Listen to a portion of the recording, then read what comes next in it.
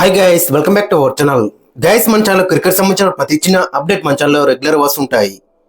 ఇంకా మన ఛానల్ని సబ్స్క్రైబ్ చేసుకోకపోతే గైస్ వెంటనే సబ్స్క్రైబ్ చేసుకోండి అండ్ పక్కన బెల్ ఐకాన్ని యాక్టివేట్ చేసుకోండి. అండ్ అదే ఇంకా మన వీడియో లైక్ చెప్తే గైస్ వెంటనే లైక్ చేసి మనం వీడియోలోకి అయితే ఎంటర్ అవుదాము.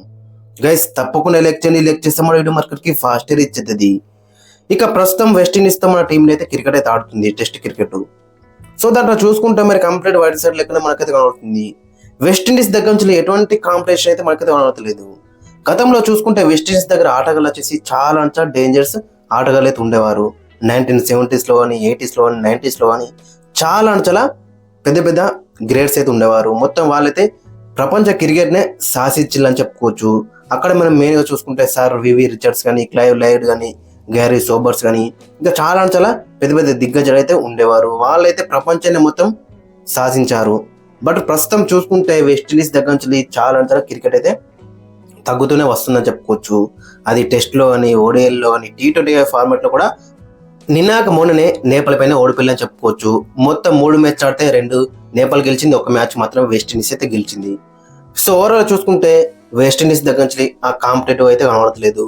ఇక మ్యాచ్ విషయానికి వస్తే ఫస్ట్ మన అక్కడ 121/2 ఓవర్ నైట్ స్కోర్తో బరిలోకి దిగిన టీమిండియా డే 2 స్టంప్స్కి వచ్చేసరికి 448 అయితే కొట్టిండు, 5 వికెట్లు కోల్పోయి. అక్కడ కేఎల్ రాహుల్ 100 కొట్టిండు, 197 బాలలో 12 4లు అయితే కొట్టిండు, 50 స్ట్రైక్ తో చాలా మంచి ఇన్నింగ్స్ అయితే కనబడ్డది కేఎల్ రాహుల్ దగ్గర నుంచి. ఇక తనకు తోడుగా శుభన్ గిల్ కూడా 50 అయితే కొట్టిండు, 100 బాలలో 5 4లు అయితే కొట్టిండు. మళ్ళీ అక్కడ ఒక రివర్షిప్ ఆడబోయి అక్కడ అవుట్ అయినా చెప్పుకోవచ్చు. ఇక తర్వాత ధ్రువ్ జురెల్ చాలా మంచి ఇన్నింగ్స్ అయితే కనబడ్డది. ధ్రువ్ జురెల్ కూడా 125 అయితే కొట్టిండు, ఫస్ట్ సెలెక్టర్ అని చెప్పుకోవచ్చు అతనికి. మరి ఓవరాల్ చూసుకుంటే 15 4s 3 6s 15 స్ట్రైక్ రేట్ అయితే ఉందని చెప్పుకోవచ్చు.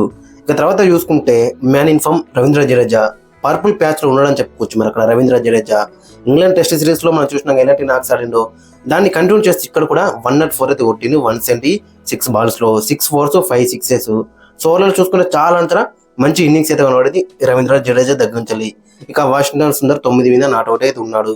ఓవరాల్ చూసుకుంటే 448 రన్స్ అనేది చాలా బిగ్ అని చెప్పుకోవచ్చు. ఇప్పుడు ప్రస్తుతం మన టీంలో చూసుకుంటే 286 రన్స్ లీడ్లో అయితే ఉందని చెప్పుకోవచ్చు. మరి స్ట్రేట్ అవే మార్నింగే మనలో డిక్లేర్ ఇచ్చి మరి వెస్టిండీస్ బ్యాటింగ్ ఇస్తే గిట్ట చూద్దాం. మరి ఆల్మోస్ట్ రేపే మ్యాచ్ అయిపోయే ఛాన్స్ అయితే ఎక్కువ కనబడుతుంది. డే 3లోనే మ్యాచ్ అయితే కంప్లీట్ అయితే అవుతుంది. సో ఓవరాల్ చూసుకుంటే వెస్టిండీస్ దగ్గర నుంచి ఆ కాంపిటేటివ్ అయితే కనబడతలేదు. చూద్దాం మరి ఏ విధంగా రాస్తున్నారు, ఇంట్రెస్టింగ్ కనబడుతుంది. వీళ్ళ బౌలింగ్ లో చూసుకుంటే ఒక జేడెన్ సిల్స్ ఒక్కడే మనకి కొంచెం బెటర్ గా కనబడుతున్నాడు, అండ్ జాన్ లయన్ కూడా కొంచెం బెటర్ అయితే కనబడుతున్నారు. ఇక మీతో అందరూ కూడా 2 మిలియన్ రన్స్ అయితే లీక్ ఇస్తున్నారు, చాలా డిసప్పాయింట్మెంట్ అయితే కనబడుతుంది. బట్ ఓవరాల్ చూసుకుంటే మన టీంని మాత్రం స్ట్రాంగ్ పొజిషన్ అయితే ఉందని చెప్పుకోవచ్చు. 100% ఈ మ్యాచ్ మన టీంని అయితే గెలుస్తారని చెప్పుకోవచ్చు. రేపు మార్నింగ్ మరి వెస్టిండీస్ కి బ్యాటింగ్ ఇచ్చే అవకాశం కూడా కనబడుతుంది. లేదు ఇంకా మాకు బ్యాటింగ్ ప్రాక్టీస్ కావాలనుకుంటే నితీష్ కుమార్ రెడ్డికి, కుల్దీప్ యాదవ్కి ఇంకా వీళ్ళందరికీ కూడా బ్యాటింగ్ కావాలనుకుంటే మాత్రం ఇంకా బ్యాటింగ్ అయితే చేయొచ్చు. రేపు మొత్తం చేసినా అని ఇంకా 2 days అయితే ఉంటుంది.